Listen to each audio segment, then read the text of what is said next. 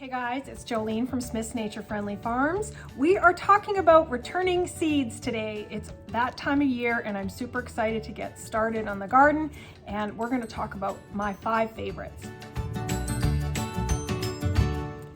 Okay, so the 5 seeds that I'm going to talk about today are 5 tried and true favorite seeds that I absolutely love growing each season. One is a returning favorite that, thanks to a video watcher, they found for me, and the rest of them have been ones I've used all within the last couple of years. But these are fantastic seed varieties that I highly recommend, and I'm going to go through them today. We will also be filming one about the new seeds that we're planting, and we are planting quite a few new ones this year and doing some big tests in the garden this year, so look forward to that.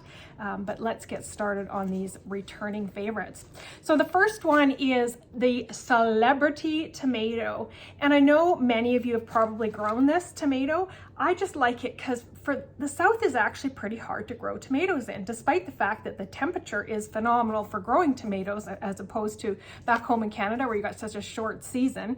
But the tomato plant can get a lot of diseases out here. So I find the Celebrity Tomato to actually be fairly consistently strong at holding back on a lot of the common tomato diseases, and it produces a consistently good little tomato. It's fantastic. It may not be as big as, say, a Big Zack tomato or something like that, but it is a great tomato for those that are looking for the slicers. And this one's from Haas Tools. A lot of different seed companies do carry the Celebrity Tomato, but this one is Haas Tools.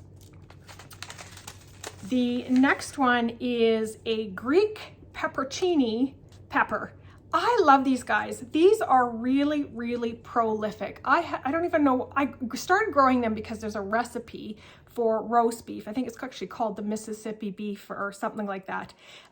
And these are great because they're just so prolific. If you want a green pepper and just, you don't need a ton of green peppers, you don't have a giant pepper plant, these guys are a little bit smaller, more compact, but just full of all these pepperoncinis. And they freeze really well. So I freeze them and then I toss them in with a roast and they cook up just lovely. The next one is the Contender Green Bean, and I love this green bean because it is really prolific. It's easy to grow, and I get a lot of feedback at the farmer's market that it is a great variety because it doesn't have a string in it. The string doesn't bother me if it has one, but it doesn't in this one. So a lot of people don't like their green beans to have any form of string in it. So they're great for that reason. This one is the bush variety. You can actually get a pole variety as well. I haven't had as much luck with the pole variety as much as I've had with the bush variety, and that may not be the seed, it may have been the conditions. They were grown in different locations.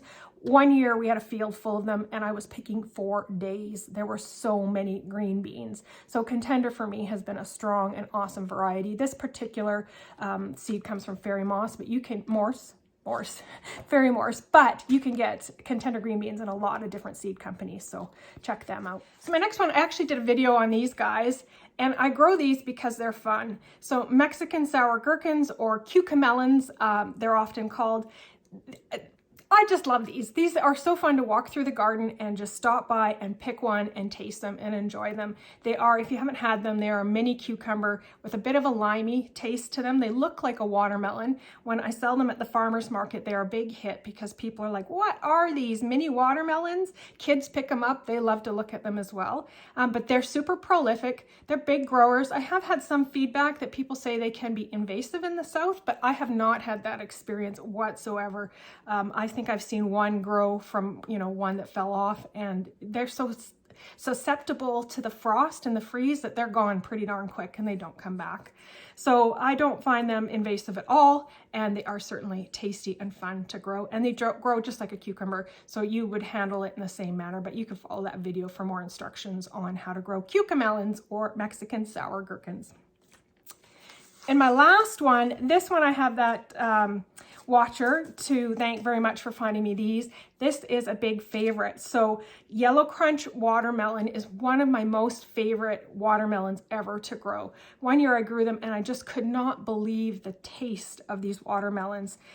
The seed for a long time was really hard for me to find. I had some save seed that didn't quite grow back quite the same out of my save seed. These new seeds, I'm so excited to grow again, and thank you so much to our watcher who actually found them and sent them our way. So if you are looking to try this one is actually Urban Farmer, and it's Yellow Crunch Watermelon, and it's a yellow meated watermelon that is super, super sweet.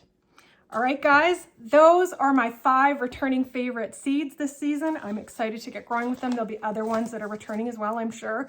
But next up, we will be talking about in our next video, all about the fun new seeds we will be trialing this year and some of the experiments.